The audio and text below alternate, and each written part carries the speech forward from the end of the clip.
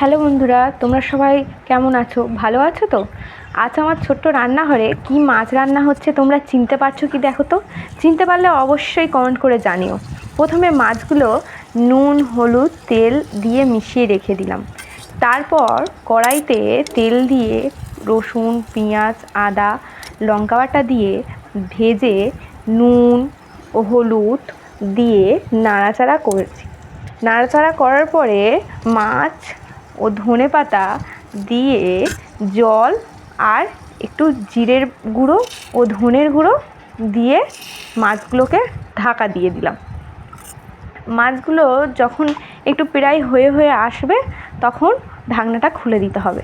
ঢাকনাটা খুলে দেওয়ার পরে দেখো কি সুন্দর রং হয়েছে বন্ধুরা মাছের ঝালটা।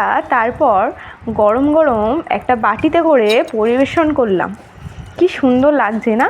এই মাছ কে কে খেতে পছন্দ করে অবশ্যই জানিও তো।